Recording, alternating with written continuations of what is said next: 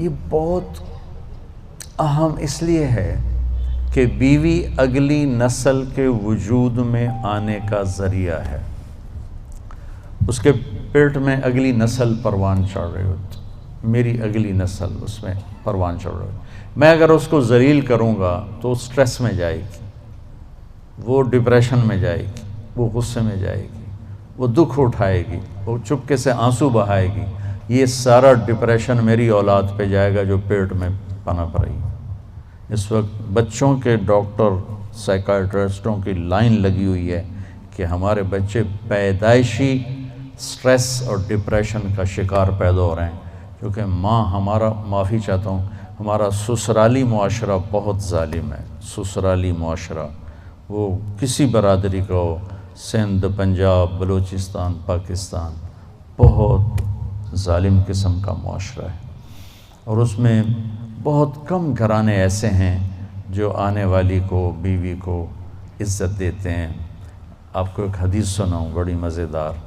میرے نبی نے فرمایا یہ جو میرے مدینے والے ہیں نا، مدینے والے صاحب یہ بڑے اچھے لوگ ہیں. کس وجہ سے؟ جہاد کرتے ہیں، تبلیغ کرتے ہیں، ذکر کرتے ہیں، تلاوت کرتے ہیں، تہجد پڑھتے ہیں. سنو، غور سے سنو، مستورات بھی سنو. آپ نے کہا یہ میرے مدینے والے بڑے اچھے لوگ ہیں. یا رسول اللہ کس وجہ سے؟ کہا جب یہ کسی کی بیٹی کو بیاہ کے لاتے ہیں تو اس لڑکی کو ذرہ برابر احساس نہیں ہوتا ماں باپ کے گھر میں ہوں یا سسرال کے گھر میں. اتنی محبت دیتے ہیں کہ اسے لگتا ہے میں ماں باپ کے گھر میں ہی ہوں. میں نے اپنی بیٹیوں کو رخصت کر دیا اور کسی کی بیٹیوں کو لایا اپنے بچوں کے لیے، تو میں بیٹی کی جگہ بہو کو بٹھا دوں، کیا فرق پڑتا؟ میری بیگم نے اپنی بیٹیوں کو ڈولی میں ڈال کے آگے بھیج دیا اور کسی کی بیٹی کو ڈولی میں ڈال کے گھر لے آئی، تو ساس بننے کی بجائے ماں بن جائے تو کتنا اچھا ہو جائے گا. اور یہ بچی اپنی ماں کو چھوڑ کے، باپ کو چھوڑ کے خاوند کے گھر آئی ہے، تو یہ اپنے ساس سسر کو ماں باپ بنا لے تو کتنا اچھا ہو جائے کہ بھائیو یہ میرے نبی کی زندگی ہے. آپ کو عجب حدیث سنو، ابھی یاد آئی. قیامت کے دن بلایا جائے گا، بلاؤ بھائی مفتی نجیب بڑا آیا فتوے دینے والا، تولو اس کے عمل تولو، ٹھیک ہے. طارق جمیل کو بلاؤ بڑا بھاری خطیب بنا پھرتا ہے، اس کے عمل تولو. سب سے پہلے کس عمل کو تولا جائے گا؟ دوبارہ، سب سے پہلے کس عمل کو تولا جائے گا؟ وہ میری تبلیغ نہیں، میرا اللہ کہے گا بیوی سے کیا سلوک تھا وہ تولو. مفتی صاحب ہے، مولانا صاحب ہے، رضوان صاحب بڑا تاجر ہے، نمازیں نہیں تولی جائیں گے، سب کچھ تولے گا. سب سے پہلے بیوی سے سلوک تولا جائے گا، اور بیوی کا خاوند سے رابعہ بصری بھی ہے تو پہلے خاوند سے سلوک کیا تھا، پہلے وہ تولا جائے گا. یہ اتنا اہم چیپٹر ہے. تو طیب میٹھا بول، کھانا کھلانا، معاف کرنا، صبر کرنا، یہ ہمارے گھر کی زندگی کو اتنا بڑا لان ہو یا چارپائی ڈالنے کی جگہ ہو، زندگی خوبصورت ہوتی ان رویوں سے جو میں بتا رہا ہوں. زبان میں ناگن چھپی ہوئی ہو تو زندگی تھوڑا ہی ہے. زندگی ہے یا کوئی طوفان ہے، ہم تو اس جینے کے ہاتھوں مر چلے. اللہ مومن خان کی قبر روشن کرے، کیا شعر کہہ گیا. آتی جاتی سانس کا عالم نہ پوچھ، جیسے دوری دھار کا خنجر چلے. یہ دوری دھار ہے زبان میں، تو کاٹ کے رکھ دیتی، اور یہ شہد سے بھری ہوئی ہے جو بڑے سے بڑے زخم کو مٹا کے رکھ دیتی. تو محبت دینا، پیار دینا، عزت دینا، یہ اس رشتے کا تقاضا ہے تاکہ اگلی نسل فریش پیدا ہو. اب مفتی صاحب بیٹھے، آپ پوچھو کہ ماں جس نے بچے کو جنا ہے اس کے ذمے دودھ پلانا بھی نہیں. اگر وہ کہے میں نے نہیں پلانا تو خاوند کے ذمے ہے کہ کوئی عورت لا کر دودھ پلائے. اتنا شریعت اس کو فارغ کیوں کرتی ہے کہ پوری طرح اپنے بچے کو توجہ دے. لیکن آج کی مائیں بھی ظالم ہیں.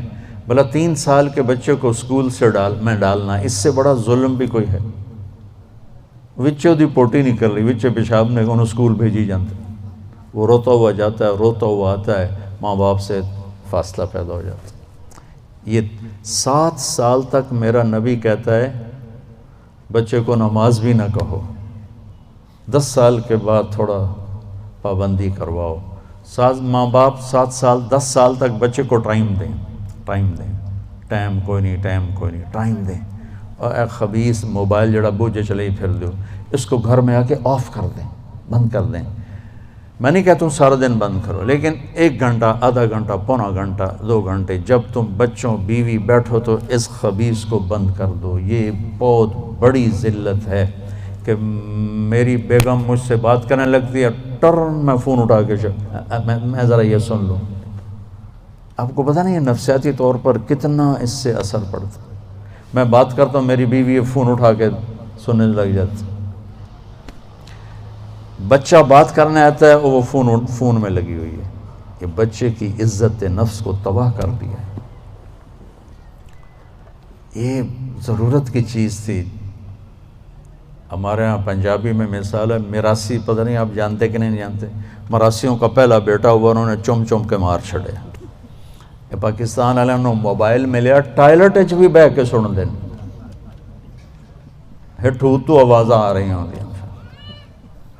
وہ کم بخت وہ کم کر جڑا تو کرن گیا ہیں، اتھے بہ کے بھی سودے کردا. یہ بھی کوئی زندگی ہے؟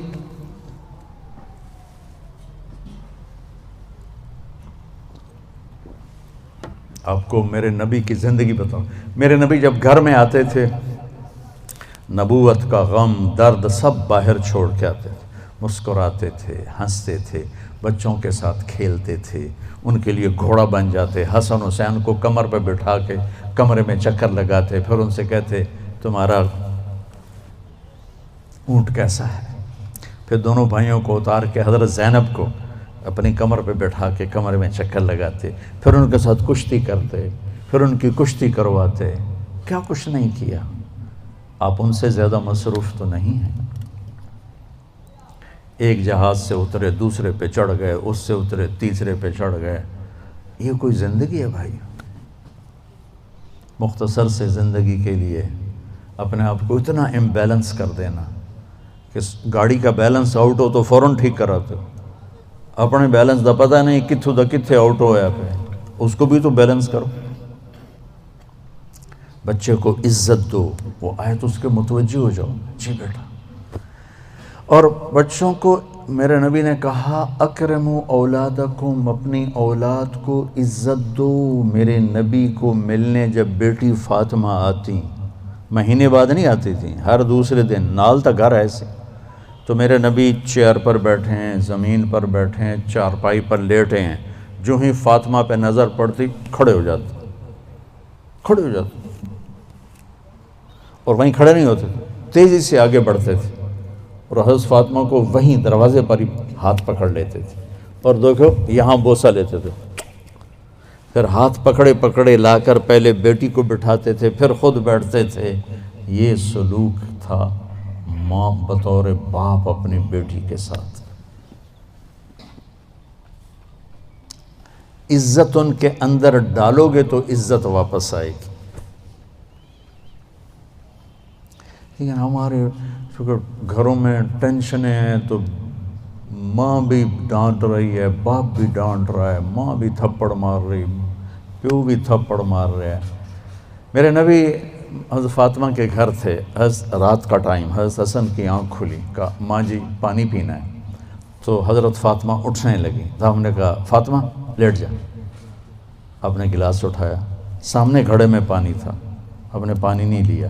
اب باہر گئے، حضرت علی کی بیمار بکری کھڑی تھی، دودھ کا قطرہ بھی نہیں تھا. آپ نے ہاتھ لگایا، وہ دودھ سے بھر گئے. پھر آپ نے دودھ نکالا، گلاس بھر دیا. اندر آئے تو حسین بھی جاگ گئے تھے، وہ دوڑ کے آگے آ گئے. تو آپ نے کہا تو پیچھے ہو جا. تو بیٹی نے کہا آپ کو حسن سے زیادہ پیار ہے؟ نہیں، میری دونوں آنکھوں کی ٹھنڈک ہے. اس نے پہلے مانگا، اس کو پہلے دوں گا۔ تو آپ نے حسن کو پلایا، حسین کو پلایا، فاطمہ کو پلایا، خود نہیں پیا فاطمہ۔ پھر کہا فاطمہ تو، میں، یہ دونوں اور یہ جو سویا ہوا ہے، علی سوئے رہے جاگے نہیں، ہم پانچوں قیامت کے دن اکٹھے ہوں گے۔ اس واقعے سے کیا سبق ملتا ہے؟ کہ بچے نے پانی مانگا، میرے نبی نے دودھ دیا۔ کہ اگر تمہیں اللہ نے ہمت دی ہے تو اپنے بچوں کی جائز خواہشات کو اعلیٰ سے اعلیٰ طریقے پر پورا کرو، عزت کے ساتھ، احترام کے ساتھ۔ اسی بات پہ ماں اور بیٹی میں لڑائی ہو رہی، چھوٹی بیٹی میں نے یہ نہیں پہننا، وہ ماں کہتے ہیں ایو ہی پواونا ہے، میں دیکھتا ہوں نا اپنے گھروں میں اپنی پوتی نے، بس وہ کہتی میں نے یہ نہیں پہننا، وہ ماں کہہ رہی نہیں تو نے یہی پہننا ہے۔ وہ بے وقوف، اگر انہوں تو نیلی دی بجائے ساوا پاون دیتے کیڑی قیامت آ گئی۔ اتنی بے وقوف مائیں ہیں آج کل۔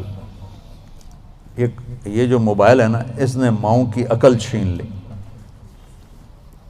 سب سے قیمتی سرمایہ کو اٹھا کے پھینک دیا کوڑے کے ڈھیر پر۔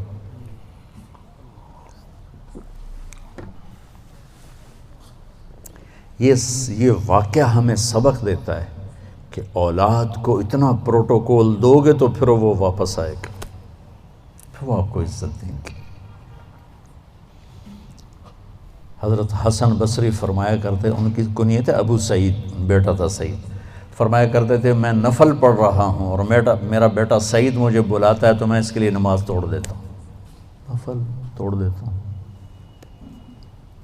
تو اہم اولاد کو رگڑے دیتے رہتے ہیں، پھر جب وہ تھوڑے سے بڑے ہوتے ہیں پھر وہ ہمیں رگڑے دیتے ہیں، پھر وہ ہمارا جی میرا بیٹا بڑا نافرمان ہے، کوئی تعویذ دو۔ ان تعویذ میں کی کہا کتھو دے وہاں تعویذ، تم نے پہلے ان کے اندر زہر بھرا ہوا ہے، وہ کہاں سے نکلے؟ تو بھائی بہنوں، اسلام ایک زندگی ہے، بڑی خوبصورت زندگی، جس کا تھوڑا سا میں نے آپ کو ایک نقشہ پیش کیا ہے۔ تبلیغ اس کو سیکھنے کی محنت ہے۔